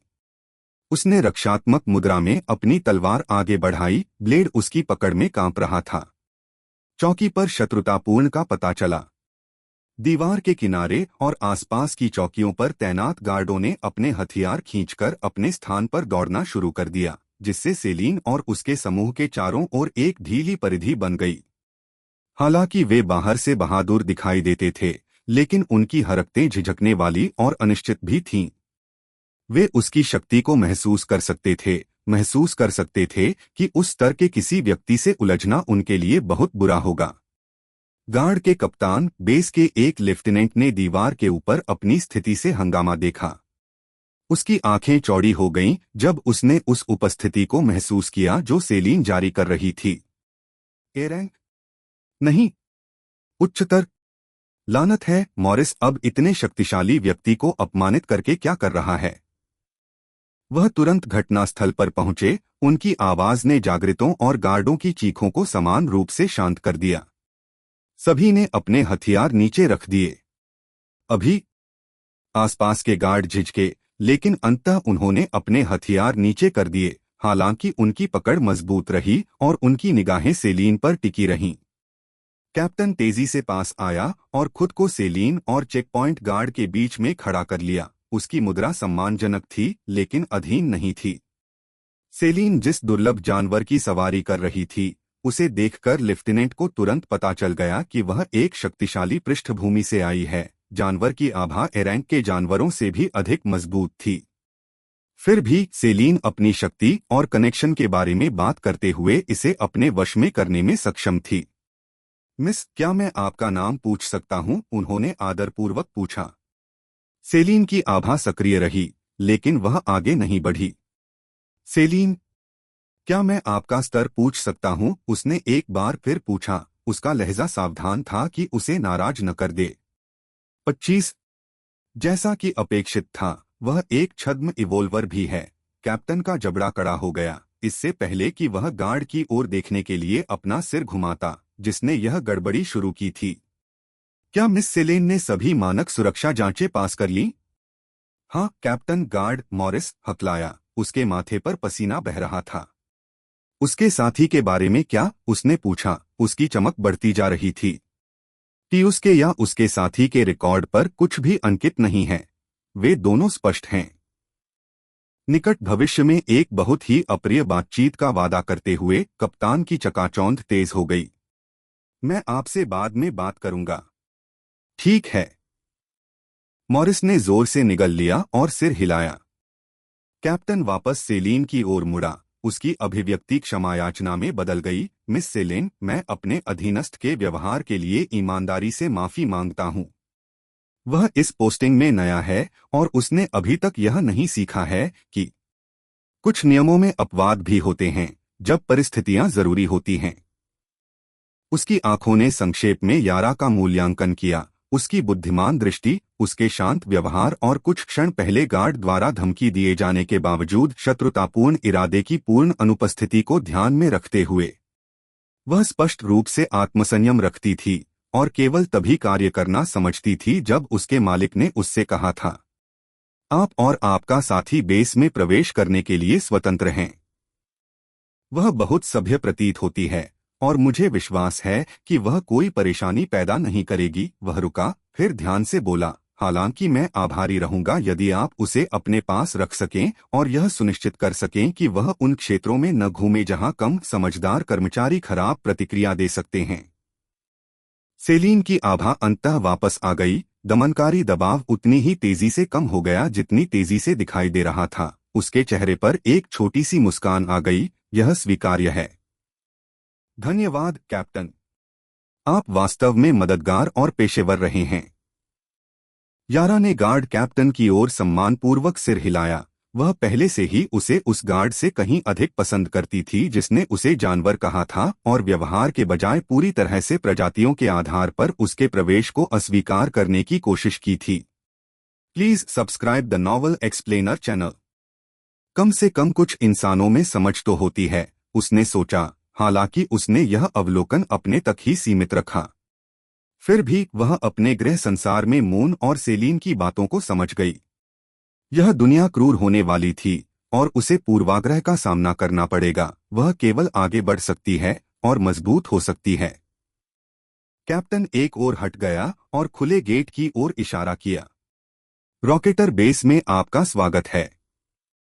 यदि आपको अपने घायल साथी के लिए चिकित्सा सुविधाओं के लिए दिशानिर्देश चाहिए तो मैं एस्कॉर्ट प्रदान कर सकता हूं। यह ठीक है, मैं पहले भी यहां आ चुकी हूं। मुझे आपको परेशान करने की कोई जरूरत नहीं है, कप्तान। सेलीन ने मिराज को हटने का इशारा करते हुए कहा। कैप्टन ने उस पर दबाव डाले बिना अपना सिर हिलाया। कोई परेशानी नहीं, मैं तुम्हें तब जाने दूंगा। वह अन्य गार्डों की ओर मुड़ा जो जमे हुए खड़े थे। रास्ते से हट जाओ। मिस सेलेन और उसके साथियों को अंदर आने दो। गार्ड थोड़ी देर के लिए चौंक गए, इससे पहले कि वे जल्दी से गेट से दूर चले गए, जिससे मिराज के लिए शान से आगे बढ़ने का रास्ता खुल गया। अन्य जागरूक जो संघर्ष शुरू होने के बाद से पूरे दृश्य को देख रहे थे, वे केवल यही चाह रहे थे कि उनके पास भी सेलीन के समान ताकत हो। दरअसल ताकत हमेशा सही बनाती है। अध्याय 212 क्षमायाचना। जैसे ही वे चौकी से गुजरे, यारा सेलीन के करीब झुकी और फुसफुसाई, क्या यह हमेशा ऐसा ही होता है? धमकी देना और पीछे हटना। सेलीन के होठों पर हल्की सी मुस्कान तैर गई। पतन के बाद मानव समाज में आपका स्वागत है। शक्ति यह निर्धारित करती है कि नियम कैसे लागू किए जाते हैं। आपको इसकी आदत डालनी होगी। सर्वनाश के आगमन से उभरी दुनिया में आधिकारिक प्राधिकार का मतलब कम होता गया और आप ताकत में उतने ही ऊंचे चढ़ते गए। कानून अभी भी अस्तित्व में थे, नौकरशाही अभी भी काम कर रही थी, लेकिन जब कोई सत्ता के एक निश्चित स्तर तक पहुंच गया तो वे संरचनाएं परक्राम्य बन गईं। Please subscribe the novel explainer channel. यारा ने उस पाठ को अपने दिमाग में गहराई से संग्रहित किया और इसे इस नई दुनिया के संचालन के बारे में अपनी बढ़ती समझ से जोड़ा। यहाँ ताकत केवल अस्तित्व के बारे में नहीं थी, बल्कि स्वतंत्रता के बारे में थी। बिना किसी रोक-टोक के आने जाने की, छोटे मोटे अधिकारियों की अनदेखी करने की, अपनी शर्तों पर अस्तित्व में रहने की आजादी। यह एक ही समय में भयानक और उत्साहवर्धक था। मिराज उन्हें बेस के अंदर तक ले गया। उसके खुर इमारतों के बीच बने पक्के रास्तों पर लगातार टकरा रहे थे। सफेद घोड़े ने राहगीरों को उत्सुकता से घूर कर देखा। एक शानदार सफेद घोड़ा काफी दुर्लभ था, लेकिन एक बेहोश आदमी, एक खूबसूरत महिला और एक नीली चमड़ी वाले मानव जैसे घोड़े को ले जाना काफी शानदार था। चौकी पर उनके पीछे कतार धीरे धीरे फिर से बढ़ने लगी, हालांकि पिछले विवाद से माहौल तनावपूर्ण बना हुआ था। फुसफुसाती बातचीत तेजी से लाइन में फैल गई, जिसे उन लोगों ने आगे बढ़ाया जिन्होंने टकराव देखा था। क्या तुमने वह आभा देखी? मुझे लगा कि मेरे घुटने जवाब देने वाले हैं। स्तर 25। उसकी उम्र में वह ऐसी दिखती है जैसे वह कुछ हफ्ते पहले ही जागी हो। वह उन प्रतिभाशाली लोगों में से एक होगी। वह गार्ड बहुत परेशानी में है। कैप्टन उसे दीवार से फेंकने के लिए तैयार लग रहा था। वह सुंदरता जिसने अपनी आभा से पूरे रक्षक बल को वश में कर लिया। मैं एक दिन उसके जैसा बनना चाहता हूं। कहानी आने वाले घंटों और दिनों में विकसित और सुशोभित हो जाएगी। आधार गपशप का हिस्सा बन जाएगी जो हफ्तों तक बनी रहेगी। कल तक आधे बेस को उस रहस्यमय सुंदरता के बारे में पता चल जाएगा जो एक बेहोश साथी को लेकर और शुद्ध नस्ल सफेद घोड़े पर यात्रा करते हुए आई थी। सेलीन ने मिराज को बेस की मुख्य सराय तक निर्देशित किया, एक ऐसी इमारत जो यात्रा करने वाले जागरूकों और व्यापारियों की सेवा करती थी। वह चंद्रमा को अभी भी अपनी बाहों में लिए हुए सावधानी से उतरी और सामने की मेज के पास पहुंची, जबकि यारा उसके पीछे पीछे चल रही थी। बुकिंग प्रक्रिया सीधी थी। सेलीन ने 2 कमरे सुरक्षित किए, एक अपने और मून के लिए, एक यारा के लिए, और मिराज को सराय की जानवर आवास सुविधाओं में स्थिर करने की व्यवस्था की। घोड़े को एक घबराए हुए स्थिर हाथ से ले जाया गया, जिसे विश्वास ही नहीं हो रहा था कि वह इतने शानदार शक्तिशाली प्राणी को संभाल रहा है। सेलीन मून को सीढ़ियों से अपने कमरे तक ले गई, अपने कंधे से दरवाजा धकेला और बिस्तर पर चली गई। उसने उसे सावधानी से लिटाया, उसकी स्थिति को समायोजित करते हुए यह सुनिश्चित किया कि पीछे हटने से पहले वह आरामदायक हो। चंद्रमा में कोई हलचल नहीं हुई। उसका मन जिस चीज में लगा हुआ था उसमें पूरी तरह से डूबा हुआ था। वह गहराई से पूरी तरह से बेहोश रहा। गुफा से यात्रा, चौकी पर टकराव या सेलेन की बाहों में लिपटे हुए एक हलचल भरे जागृति आधार के माध्यम से ले जाए जाने से पूरी तरह से अनजान था। यारा ने दरवाजे से देखा, वह गहरी नींद में सो रहा है और उसे कुछ भी होश नहीं है। यारा ने चंद्रमा की छाती को शांतिपूर्ण लय में उठते और गिरते हुए देखा। उसका स्वर चिंता और मनोरंजन के बीच था। सेलीन ने आश्चर्यजनक सौम्यता के साथ मून के चेहरे से बालों का एक कतरा हटाते हुए सिर हिलाया। हाँ, उस विरासत परीक्षण में वह जिस भी दौर से गुजरा, इसने उसे उसकी पूर्ण सीमा से परे धकेल दिया होगा। उसका शरीर उसे पुनर्प्राप्ति नींद में मजबूर कर रहा है। उसने उसके ऊपर एक हल्का कंबल खींच लिया, फिर वापस दरवाजे की ओर चली गई जहां यारा इंतजार कर रही थी। चलो उसे आराम करने के लिए छोड़ दें, सेलीन ने फैसला किया और मुड़ने से पहले चंद्रमा के सोते हुए रूप पर एक और नजर डाली। वह तब जागेगा जब वह तैयार होगा। संभवतः उसने उनके पीछे धीरे से दरवाजा बंद कर दिया और चंद्रमा को कमरे के शांत अंधेरे में छोड़ दिया। इस बीच सेलीन ने आगे कहा, जब उसने यारा की ओर देखा तो उसकी अभिव्यक्ति थोड़ी उज्जवल हो गई। चाहती हूं कि मैं तुम्हें दिखाऊं। क्या तुम्हें उचित परिचय मिलता है कि मानव आधार कैसे काम करते हैं? यारा की आंखें तुरंत चमक उठीं। मानव समाज में प्रवेश करने को लेकर उसकी पहले की घबराहट तत्काल उत्साह से बदल गई। हाँ, मुझे यह पसंद होगा। उसका उत्साह लगभग बच्चों जैसा था और सेलीन यह देखकर मुस्कुराए बिना नहीं रह सकी। यारा के मजबूत बनने के सारे संकल्पों के लिए, उस दुनिया में जीवित रहने के उसके सारे संकल्पों के लिए जिसने उसे एक राक्षस के रूप में देखा, वह अभी भी जवान थी, अभी भी नए अनुभवों को लेकर उत्साहित होने में सक्षम है। ठीक है फिर, सेलीन ने सीढ़ियों की ओर इशारा करते हुए कहा। पहला पाठ, मुद्रा।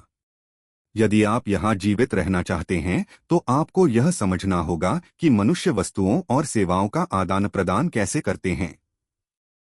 जैसे ही वे सराय की मुख्य मंजिल पर वापस उतरे, सेलीन ने मानव समाज में जीवन पर अपना अनौपचारिक अभिविन्यास शुरू किया, जिसमें बुनियादी अर्थशास्त्र से लेकर सामाजिक पदानुक्रमों से लेकर जागृत संस्कृति को नियंत्रित करने वाले अनकहे नियमों तक सब कुछ शामिल था। यारा ने यह सब ध्यान से किया। जब कोई चीज उसे भ्रमित करती थी तो सवाल पूछती थी, ऐसी टिप्पणियां करती थी जो कभी कभी सेलीन को अपनी अंतर्दृष्टि से आश्चर्यचकित कर देती थीं। उनके पीछे दूसरी मंजिल पर शांत कमरे में चंद्रमा सोया हुआ था, अपने चारों ओर घूम रही दुनिया से बेखबर, उस विरासत से अनभिज्ञ जो अब वह आगे बढ़ा रहा है। इस बात से अनजान की उसकी सोच से परे ताकतों ने अपना ध्यान उसकी ओर मोड़ दिया है। अभी के लिए कम से कम उन्हें आराम की अनुमति दी गई थी। लेकिन जब वह जागा, जब उसने अंततः अपनी आंखें खोलीं और जागृत दुनिया में फिर से शामिल हो गया, सब कुछ अलग होगा। विरासत ने उसे उन तरीकों से बदल दिया था जिन्हें वह अभी तक नहीं समझ पाया था। और वह दुनिया, वह विशाल, खतरनाक, अक्षमय दुनिया जिसने उसे एक विसंगति के रूप में चिह्नित किया था, वह और अधिक खतरनाक होने वाली थी। अगले कुछ घंटों के लिए सेलीन यारा को पूरे बेस में ले जाएगी, अपने खुद के बी रैंक उपकरण और अपनी पसंद का धनुष खरीदेगी। वर्तमान में उसके पास जो धनुष और तीर थे, वे हथियार थे जो सेलीन ने उससे उधार लिए थे। सेलीन द्वारा उसे दी गई बड़ी संख्या में चीजों को देखकर यारा की आंखों से आंसू बहने लगे, क्योंकि वह अब अपनी भावनाओं पर काबू नहीं रख पा रही थी। धन्यवाद, उसने मुस्कुराते हुए सेलीन को कसकर गले लगाते हुए फुसफुसाया। अध्याय 213, 3 महाकाव्य कौशल। चंद्रमा की आंखें खुल गईं, उसका शरीर सीधा झटका खा रहा था और उसने गहरी, हांफती हुई सांसें ली, जैसे कि वह घंटों से डूब रहा हो और अभी अभी सतह से बाहर निकला हो। उसके हाथ तुरंत उसके सिर की ओर उड़ गए, उसकी खोपड़ी को पकड़ लिया और धड़कते हुए दर्द ने उसकी आंखों के पीछे लगातार तीव्रता के साथ धड़कन बढ़ा दी। क्या हुआ? वह दांत पीसते हुए बुदबुदाया। जैसे ही उसने खुद को दिशा देने की कोशिश की, उसकी दृष्टि तैरने लगी। मैं एक सराय में क्यों हूं? मैं उस रहस्यमय नदी में था और फिर दर्द अचानक तेज हो गया, एक पल में असहजता से बढ़कर कष्टदायी हो गया। चंद्रमा तेजी से सिकुड़ा, उसका जबड़ा इतनी जोर से भींच रहा था कि वह अपने दांत पीसने की आवाज सुन सकता था। पीड़ा के माध्यम से खंडित यादें उभरने लगीं, असंभव रास्ते पर चलना, कुचलने वाला दबाव, उसकी चेतना खंडित और असफल होना, उसका शरीर अकेले शुद्ध वृत्ति पर आगे बढ़ना। स्मृतियां अस्पष्ट थीं, उसके मन पर पड़े आघात के कारण विकृत हो गई थीं, लेकिन एक बात स्पष्ट हो गई, वह नदी में कहीं असफल हो गया था। वह किसी भी अंतिम बिंदु तक नहीं पहुंचा था जो अस्तित्व में था। मुकदमे ने उसे पूरी तरह से पूरा करने से पहले ही बाहर कर दिया था, उसे उन दबावों से बचाया था जो अगर वह कुछ सेकंड भी अधिक समय तक जारी रखता तो उसे पूरी तरह से नष्ट कर देता। दर्द अंततः कम हो गया, धीरे धीरे खोपड़ी विभाजन से घटकर केवल असुविधाजनक और फिर हल्के पृष्ठभूमि दर्द में बदल गया। चंद्रमा ने राहत की सांस ली। सबसे बुरा समय बीतने पर उसके हाथ धीरे धीरे उसके सिर से नीचे आ गए। फिर उसे याद आया, पुरस्कार। सिस्टम ने कहा था कि उसने अपनी उपलब्धियों के लिए उस असंभव रास्ते पर आगे चलने के लिए कुछ अर्जित किया है। किससे? उद्घोषणा अस्पष्ट थी, लेकिन स्पष्ट रूप से उन्होंने कुछ असाधारण किया था। उसके अंदर उत्साह उमड़ पड़ा, जिसने क्षण भर के लिए लंबे समय से चल रही बेचैनी पर काबू पा लिया। मून ने जल्दी से अपनी स्टेटस स्क्रीन खोली। परिचित इंटरफेस उसकी आंखों के सामने प्रकट हो गया। नाम चंद्रमा, जाति मानव। Please subscribe the novel explainer channel. वर्ग वर्गहीन। स्तर 25, विकास की प्रतीक्षा में। जीवन 27,719। ताकत 48, चपलता 48, संविधान 53, मन 68, सभी आंकड़ों के लिए +5। विशेषता अंक 5। कौशल मौलिक हमला, उन्नत मौलिक शरीर, तप, सुनहरी त्वचा, प्रज्वलित खंजर कला, रून शिलालेख, मूल्यांकन बिजली रायजू। प्रतिभा ग्रिम रीपर। क्लास कौशल, क्लास स्लॉट 0/1। क्या बात है? Please subscribe the novel explainer channel. चंद्रमा की शुद्ध सदमे की चीख खाली कमरे में गूंज उठी, क्योंकि उसकी आंखों ने स्कैन किया और उसकी स्थिति को फिर से देखा। वह जो देख रहा था उस पर विश्वास करने में असमर्थ था। 3 नए कौशल। 3 बिल्कुल नए कौशल जो पहले उसके शस्त्रागार में मौजूद नहीं थे। और उसकी सिल्वर स्किन किसी तरह गोल्डन स्किन में विकसित हो गई थी। एक परिवर्तन जिसे वह तुरंत समझा नहीं सका, लेकिन उसने रक्षात्मक क्षमता में मौलिक सुधार का सुझाव दिया। लेकिन वह सबसे चौंकाने वाला हिस्सा भी नहीं था। मेरी विशेषताएं, वे सभी 10 से बढ़ गईं। चंद्रमा ने अविश्वास और उत्साह के बीच फंसे भाव के साथ संख्याओं को देखा। उनकी ताकत, चपलता, संविधान और मन में से प्रत्येक ने पूरे 10 अंक प्राप्त किए थे। यह एक एकल परीक्षण से प्राप्त कुल 40 विशेषता अंक थे। 40। उनके वर्तमान शक्ति स्तर पर उस प्रकार की वृद्धि असामान्य से परे थी। वास्तव में यह पूरी तरह से अनसुना था। यहां तक कि सबसे प्रसिद्ध खजाने जो खोजे गए थे, वे वस्तुएं जिनके लिए अधिकांश जागृति ने एक दूसरे को मार डाला था, जिन्होंने कुलों के बीच युद्धों को जन्म दिया था, जिन्हें शक्तिशाली अभिभावकों द्वारा संरक्षित तिजोरियों में रखा गया था, उन्हें कभी भी अधिकतम 5 या 6 से अधिक विशेषता अंक नहीं दिए गए थे। और वे अद्वितीय खजाने थे। एक बार इस्तेमाल की जाने वाली वस्तुएं जिनकी कीमत बहुत अधिक थी और जिन्हें प्राप्त करना लगभग असंभव था। चंद्रमा ने उन 8 पौराणिक वस्तुओं को खोजने और उनका उपभोग करने के बराबर लाभ प्राप्त कर लिया था। एकल विरासत परीक्षण से। यह सुनहरी मछली के खून से भी बेहतर है। मून बुदबुदाया। लगातार थकान के बावजूद उसके चेहरे पर मुस्कान फैल गई। यह सच है कि गोल्डन फिश के खून ने उसे महत्वपूर्ण लाभ पहुंचाए थे, लेकिन यह बिल्कुल अलग पैमाने पर था। उस नदी में पीड़ा का हर क्षण जो उसने सहन किया था, कुचलने वाले दबाव का हर क्षण, हर पल जब उसका दिमाग चकनाचूर हो गया था और उसका शरीर विफल हो गया था, वह इसके लायक था। उसकी आंखें अपने नए कौशलों की जांच करने के लिए घूम गईं और बढ़ते आश्चर्य के साथ एक-एक करके उनका निरीक्षण कर रही थीं। रून शिलालेख। रैंक महाकाव्य। स्तर अधिकतम। विवरण आपके पास प्रथम क्रम रूनिक भाषा की विशिष्ट महारत है और आप आक्रामक, रक्षात्मक या समर्थन उद्देश्यों के लिए शक्तिशाली रून लिख सकते हैं। आपके रून्स को एक माध्यम के रूप में मैना का उपयोग करके सतहों, वस्तुओं या सीधे हवा में भी उकेरा जा सकता है। अंकित रून या तो आदेश पर या विशिष्ट परिस्थितियों द्वारा ट्रिगर होने पर सक्रिय होते हैं। +100% शिलालेख गति और स्थिरता। +100% रून अवधि और प्रभाव क्षमता। कौशल के प्रभावों को संसाधित करते समय चंद्रमा की आंखें चौड़ी हो गईं। रून शिलालेख सामान्य वर्तनी कास्टिंग से भिन्न था। जहां तात्विक जादू के लिए निरंतर एकाग्रता और मन व्यय की आवश्यकता होती है, वहीं उचित रूप से अंकित रून जटिलता और निवेश किए गए संसाधनों के आधार पर विस्तारित अवधि घंटों, दिनों, यहां तक कि हफ्तों तक सक्रिय रह सकते हैं। वे ऐसे जाल बना सकते थे जो घुसपैठियों का धैर्यपूर्वक इंतजार करते थे। बाधाएं जो स्वतः ही सुदृढ़ हो गईं। ऐसे जादू जिन्होंने सक्रिय रखरखाव की आवश्यकता के बिना उपकरणों को बढ़ाया। स्वचालित रक्षात्मक प्रणालियां जो अपने निर्माता के सचेत इनपुट के बिना खतरों का जवाब देती हैं। और उसने पहले क्रम के शिलालेखों के लिए शिल्प में विशिष्ट महारत हासिल कर ली थी। रातों रात वह रून मास्टर बन गया, शुद्ध युद्ध विशेषज्ञों के अलावा सबसे अधिक सम्मानित व्यवसायों में से एक। उनकी सेवाएं महत्वपूर्ण इमारतों को मजबूत करने, जटिल रक्षात्मक सरणी बनाने, आकर्षक उच्च स्तरीय उपकरण और अनगिनत अन्य अनुप्रयोगों के लिए आवश्यक थीं। रूनिक शिलालेख के स्वामी अपनी कीमत खुद बता सकते हैं और उन्हें काम या संसाधनों की कभी कमी नहीं होगी। चंद्रमा ने खुद को अगले कौशल की ओर बढ़ने के लिए मजबूर किया, हालांकि वह तुरंत रून निर्माण के साथ प्रयोग शुरू करना चाहता था।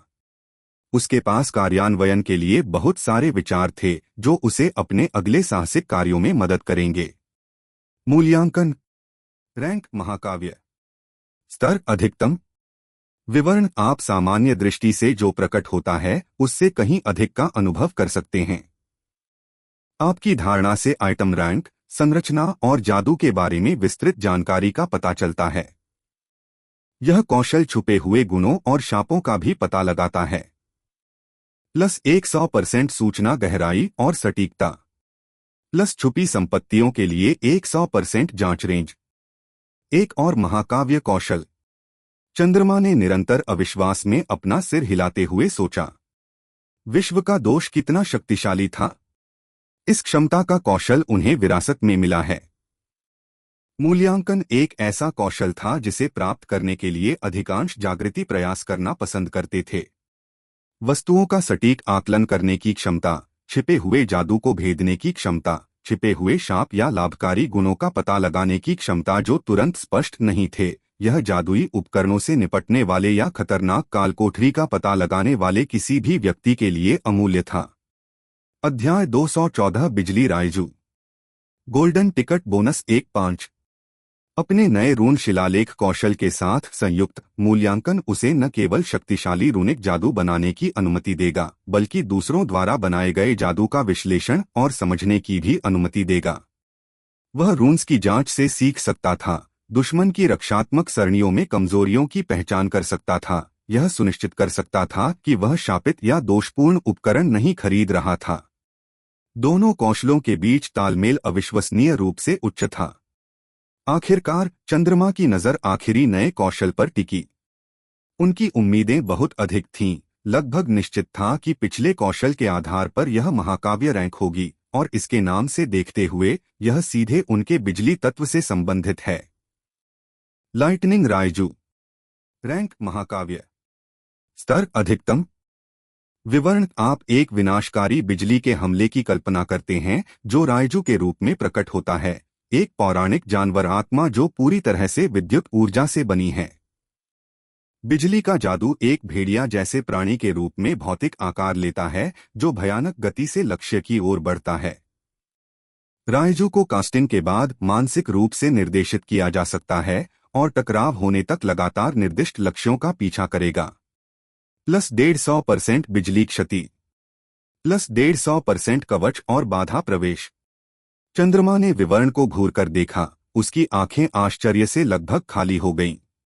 यह निश्चित रूप से उसके शस्त्रागार में सबसे शक्तिशाली हमला होने वाला था। बिजली उसका सबसे शक्तिशाली तत्व था और अंततः उसने एक विशिष्ट कौशल हासिल कर लिया था जो इसके लिए उपयुक्त था, और यह सिर्फ कोई कौशल नहीं था बल्कि एक महाकाव्य भी था। लाइटनिंग रायजू की एकल क्षति आसानी से इग्नाइट से बेहतर प्रदर्शन करेगी और क्षति और प्रवेश दोनों के लिए प्लस 150%। इसका मतलब यह था कि रायजू अपने सामान्य बिजली के हमलों की तुलना में 2.5 गुना अधिक बल के साथ हमला करेगा और समान प्रभावशीलता के साथ रक्षात्मक बाधाओं और कवच को भेद सकता है। अपने पिछले बिजली के हमलों के विपरीत, जो साधारण बोल्ट थे जो जिगजैग लाइनों में यात्रा करते थे और वास्तव में तेज विरोधियों द्वारा चकमा दिया जा सकता था, लाइटनिंग रायजू को कास्टिंग के बाद मानसिक रूप से निर्देशित किया जा सकता था, भले ही इसमें अधिक मन खर्च हो।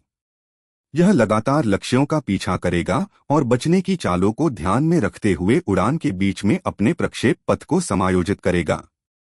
यह एक शॉट एक किल का परफेक्ट जादू था। टालमटोल करने वाले या भारी हथियारों से लैस विरोधियों को हराने के लिए एक शिकार उपकरण। जीवित रहने के लिए गति या रक्षात्मक उपकरणों पर निर्भर रहने वाले किसी भी व्यक्ति के लिए यह एक दुःस्वप्न है।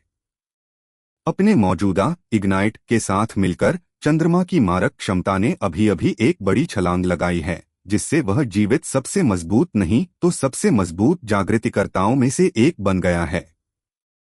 चंद्रमा हेडबोर्ड के सामने झुक गया। उसका दिमाग अभी भी वह सब कुछ संसाधित कर रहा था जो उसने हासिल किया था। 3 महाकाव्य कौशल, सभी अधिकतम स्तर पर। 40 विशेषता बिंदु जिन्होंने उनकी शारीरिक और जादुई क्षमताओं को सामान्य से परे ऊंचाइयों तक पहुंचाया था। वह एक असंभव रास्ते पर चला था। वह तब आगे बढ़े थे जब उनका मन भी हार मान चुका था, और उस उपलब्धि के लिए उसे उचित पुरस्कार दिया गया। एक विचार मन में आते ही चंद्रमा की मुस्कान थोड़ी चौड़ी हो गई। वह अभी तक विकसित भी नहीं हुआ था। जब वह अंततः अपने वर्ग विकास से गुजरा और एक इवोल्वर बनने के लिए आगे बढ़ा, तो ये सभी लाभ उस परिवर्तन द्वारा प्रदान किए गए बोनस से कई गुना हो जाएंगे। अभी के लिए उसे सेलीन और यारा को ढूंढना था। यह पता लगाना था कि वे कहाँ थे और वह कितने समय से बेहोश था, और अपनी नई क्षमताओं को अपनाना शुरू करना था। चंद्रमा ने अपने पैर बिस्तर से उतार दिए और खड़ा हो गया। चरमराहट। उसके कमरे का दरवाजा धीरे धीरे खुला। दरवाजे के ताले धीमी कराह के साथ विरोध कर रहे थे, जो उसके कमरे की शांति में अस्वाभाविक रूप से तेज लग रहा था। चंद्रमा की दृष्टि तुरंत प्रवेश द्वार पर टिक गई। उसे उम्मीद थी कि वह सेलीन या यारा को उसकी जांच करने के लिए प्रवेश करते हुए देखेगा। इसके बजाय एक नकाबपोश व्यक्ति, जिसे वह नहीं पहचानता था, द्वार से अंदर आया। जैसे ही चंद्रमा की नजर उस पर पड़ी, उसकी आंखें चौड़ी हो गईं और उसका हाथ उनकी हथेली में रखी एक छोटी सी कलाकृति पर बटन दबाने के लिए चला गया। जैसे ही कमरे के चारों ओर रूनिक सरणियां सक्रिय हुईं, चंद्रमा को तुरंत बदलाव महसूस हुआ। एक मौन रून मून ने सोचा। रूनों के बारे में उनके नए समेकित ज्ञान ने इसे तुरंत पहचान लिया। ध्वनि को उस स्थान से बाहर निकलने से रोकने के लिए डिजाइन किया गया जहां रून सक्रिय था। उसकी आंखें संकीर्ण हो गईं क्योंकि आकृति के दूसरे हाथ में एक दुष्ट दिखने वाला खंजर दिखाई दिया। ब्लेड एक तैलीय चमक के साथ चमक रहा था, जिसके किनारे पर जहर की परत चढ़ी हुई थी। मून को अपने सामने खड़े हत्यारे से कोई खतरा महसूस नहीं हुआ। वह ए रैंकर हैं। उन्होंने आकलन किया, सामान्य मानकों से कमजोर नहीं। लेकिन मून की तुलना में, जिसने अनगिनत एस रैंक जानवरों का वध किया था, यह हत्यारा रसोई के बर्तनों से खेलने वाला एक बच्चा भी हो सकता है। आप कौन हैं? मून ने पूछा। उसकी अभिव्यक्ति पूरी तरह से तटस्थ थी। उसकी आवाज में वह डर या घबराहट नहीं थी जिसकी हत्यारे ने शायद अपेक्षा की थी। चुप रहो लड़के, हत्यारे की आवाज कठोर थी। जब तक मेरा काम खत्म हो जाएगा, वह महिला तुम्हें बचाने के लिए यहाँ नहीं होगी। तो चलिए इसे आसान बनाते हैं। मुझे अपनी भंडारण अंगूठी और वह कवच दे दीजिए जो आपने अभी पहना है। अन्यथा महिला, संभवतः सेलीन ही मुझे यहाँ लेकर आई। मून ने उस जानकारी को दर्ज करते हुए सोचा। इसलिए हत्यारा उन पर नजर रख रहा था। उसने किसी तरह सेलीन की शक्ति को देखा था और चंद्रमा को निशाना बनाने का फैसला किया था जब वह दूर थी, इस धारणा के तहत कि वह कमजोर, आसान शिकार था। एक घातक गलत अनुमान जिससे उसका करियर हमेशा के लिए खत्म हो जाएगा। नहीं तो क्या? चंद्रमा मुस्कुराया। तिरस्कार के स्वर में हत्यारे की अपने खंजर पर पकड़ मजबूत हो गई। तुम थोड़ा बकवास। मून ने अपने नए मूल्यांकन कौशल को सक्रिय किया, इसकी क्षमताओं को क्रियान्वित होते देखने के लिए उत्सुक हुए। Silencing rune. आदेश प्रथम। Rank B. विवरण 10 मिनट की अवधि के लिए कोई भी ध्वनि रून के सक्रियण बिंदु के आसपास 5 मीटर के दायरे से बाहर नहीं निकलेगी। 4 शिलालेख बिंदुओं पर ध्वनि दमन का एक गोलाकार अवरोध बनाता है। चंद्रमा की दृष्टि में अतिरिक्त जानकारी उसकी रेटिना के सामने चमक उठी। वह रून की संरचना को देख सकता था। कमरे में विशिष्ट स्थानों पर लाल रंग दिखाई दे रहा था जहां प्रभाव को बनाए रखने के लिए कलाकृतियों ने शिलालेख बिंदु रखे थे। दीवारों, फर्श और छत के कुछ हिस्से उसकी दृष्टि में हल्के से चमक रहे थे, जिससे उसे ठीक ठीक पता चल रहा था कि सरणी के छिपे हुए लंगर बिंदु कहाँ मौजूद हैं। और इससे भी महत्वपूर्ण बात यह है कि उसे गठन में कमजोरियां दिखानी हैं। ऐसे बिंदु जहां ऊर्जा का प्रवाह सबसे कम था, जहां एक भी शिलालेख को बाधित करने से पूरा प्रभाव खत्म हो जाएगा। ये संरचनात्मक कमजोरियां हैं। मैं जब चाहूं सरणी को तोड़ने के लिए इनका फायदा उठा सकता हूं। लेकिन वह ऐसा क्यों करेगा? एक ध्वनिरोधी कमरा उसके लिए उतना ही उपयोगी था जितना कि हत्यारे के लिए, शायद इससे भी ज्यादा। चंद्रमा का ध्यान भावी हत्यारे पर लौट आया, जो आत्मविश्वास भरी चाल के साथ धीरे धीरे आगे बढ़ रहा था। लड़के, ऐसा लगता है जैसे जागने के बाद से तुम्हारा दिमाग अभी भी धुंधला है, हत्यारे ने कहा। उसकी आभा अचानक बाहर की ओर चमक रही थी। चंद्रमा को केवल उपस्थिति के माध्यम से दबाने का प्रयास, उसे ए रैंक जागृति की शक्ति का वजन महसूस कराने और उसे समझाने के लिए कि प्रतिरोध व्यर्थ था। चंद्रमा पर दबाव हल्की हवा की तरह बह गया। उसने पलक भी नहीं झपकाई। हत्यारे की आत्मविश्वासपूर्ण प्रकृति थोड़ी लड़खड़ा गई, क्योंकि उसे एहसास हुआ कि उसकी आभा दमन ने बिल्कुल शून्य प्रभाव पैदा किया था। चंद्रमा वहां पूरी तरह से अप्रभावित खड़ा था। उसे शक्ति से थोड़ी सी भी असुविधा नहीं दिख रही थी, जिससे बी रैंक के जागृत व्यक्ति के घुटनों को भी झुकना चाहिए था। हत्यारे के दिमाग में एक विचार कौंध गया, क्या होगा अगर यह बच्चा उस महिला जितना मजबूत हो? लेकिन उन्होंने इसे तुरंत खारिज कर दिया। एस रैंक जागने वाले इतने आम नहीं थे कि रॉकेटर जैसे बैकवाटर बेस में एक साथ यात्रा करते हुए उनमें से दो का बेतरतीब ढंग से सामना हो सके। आधार स्वामी स्वयं केवल निम्न ए रैंक था। यदि दो एस रैंक व्यक्ति मौजूद होते तो संपूर्ण शक्ति संरचना उथल पुथल हो जाती। नहीं, बच्चा शायद स्वयं ए रैंकर था, या फिर कोई कलाकृति उसे मेरी आभा के दबाव से बचा रही है। किसी भी तरह महिला के लौटने से पहले इसे जल्दी खत्म करने का समय आ गया है। हत्यारे ने डराने धमकाने में अधिक समय बर्बाद नहीं किया। यह महसूस करते हुए कि उसके सामने वाला बच्चा खतरा हो सकता है, वह एक ए रैंक लड़ाके की विस्फोटक गति के साथ आगे बढ़ा। उसका खंजर एक ही गति में लड़ाई को समाप्त करने के लिए डिजाइन किए गए घातक हमले में चंद्रमा के गले की ओर बढ़ गया।